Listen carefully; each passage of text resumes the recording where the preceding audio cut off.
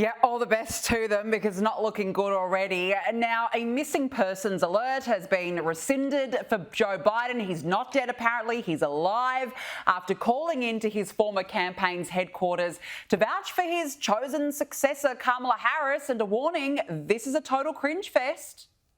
Joe, are you watching? You hear this clapping? Can you see it? I'm watching. I'm watching. I knew it. Honestly, I can't deal. And before we know it, Kamala then tossed him into the bin and put him on hold. So, Joe, I'm going to recognize some of the electeds who are here, and then I'm going to get back to you. Hold on a second. Way too much, Joe, for one day. But Joe still gets his revenge. He's not going anywhere. Keep me out of people's hair for the next 3 or 4 days. But I'm going to be on the road, and I'm not going anywhere. Josh, old Joe is hanging on for dear life by the sounds of that slurred voice. I mean, how cringe can this party get, seriously? Where is he? I mean, where is the president of the United States? I mean, what has happened to him? I mean, did he have a stroke? Did he have a brain aneurysm? I mean, is he on hospice care? Is he on life support? I mean, the American people deserve to know.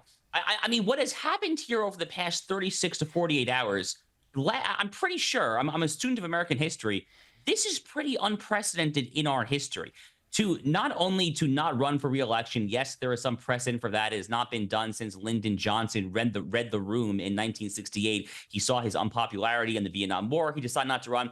But in the modern era, in the digital era, the era of mass television, it has not been done, again, since 1968. So for him to do this via tweet, you know, I saw some wag on Twitter basically say that this is the equivalent of dating your boyfriend or girlfriend for like 5 or 6 years and then breaking up over text message. Sorry, honey. Sorry, didn't work out. Good luck on the next one. No, be a man.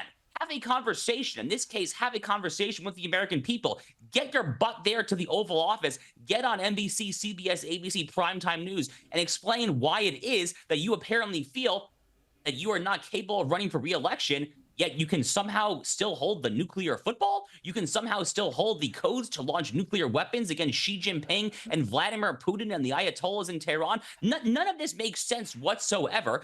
And meanwhile, America's enemies all throughout the world, the ones I just mentioned, are surely licking their chops because they know that there is not merely just an empty suit at the helm of the United States right now. There is no one. I am an American citizen. I do not know who is actually running the country. That should be troubling to anyone. Absolutely. You're spot on. I mean, the guy just writes a letter to America, disappears, phones in. I mean, where are you, Joe? You're exactly right, Josh. Now, look, Kamala Harris's campaign has raised more than $81 million in just 24 hours since Joe Biden stepped down. That is the largest amount raised in that time period by either party in this presidential election cycle. Are you surprised that the money is coming in thick and fast? No, I'm not shocked because I think a lot of Democratic donors have just been waiting to see how the Biden coup attempt plays out before they cut a new check. You know, America's campaign finance legal regime is actually very complicated. Ironically, Democrats are mostly to blame for that because they are the ones who have constantly been seeking to add new onerous restrictions when it comes to campaign finance law. But to kind of cut to the chase here, there are serious legal questions in our U.S. code as to whether or not the money can simply transfer from Biden to Harris. So I have to imagine that there were any number of large Democratic donors, kind of the Trump derangement syndrome crowd, who were probably waiting to see how that played out before they went back to their checkbook. It doesn't mean that Kamala Harris is popular. I mean, her approval rating, her popularity rating are, if anything, consistently lower than Joe Biden. The early swing state polling that we've seen does indicate that Kamala Harris does not perform any better. If anything, she performs worse against Donald Trump in all the key swing states. She's down by like 6-7 points in Arizona, multiple points in Michigan, Pennsylvania. So, you know, it's not like they're in any better shape because of this. But again, I attribute that fundraising number simply to desperation on the part of the Democratic donor class and not at all to Kamala Harris's skills, or more accurately, frankly, her lack thereof. Well, let's take a look at some of that polling now. Republicans haven't won a presidential election in the state of New Hampshire since Y2K, but the New Hampshire Journal poll shows that Trump may be positioned to take home the state's 4 electoral votes, and that his quest was actually boosted by the Democratic nominee switch-up that just took place. But also have a look at this poll. Trump is ahead of Kamala 50% to 41 without leaners.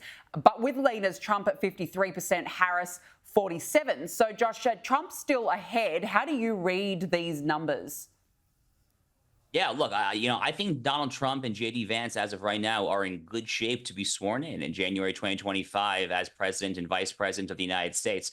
I think Democrats were between a rock and a hard place. I mean, they were in an utter disaster of their very own making. Again, they only have themselves to blame. They are the ones who have basically zipped their mouths and had this ridiculous cover-up for the past few years there. But as it pertains to trying to limp across the finish line with Joe Biden or going with the horrifically unpopular Kamala Harris, there was not a particularly appealing option. In theory, the slightly more appealing option would be to leapfrog both of them and go for Michelle Obama. But she apparently has no interest. And I have to be honest with you, I don't blame her at all. I mean, they have a very cozy life, the Obamas. They spend time up in Martha's Vineyard. They really control a lot of the strings. They're kind of puppeteers as it is, calling a lot of the shots without the need to get any accountability for the pushback. So between Harris and Biden, it's basically a loser's bet either way. The question that I have is who is going to be her running mate? Because this is kind of the equivalent of during the Battle of Midway during World War II of hopping on board to be the passenger on a kamikaze plane. I mean, this thing is going to crash and burn. It's a suicide mission. Who is she going to get to kind of waste his or her political talent on a failed vice presidential run? I have no idea, honestly.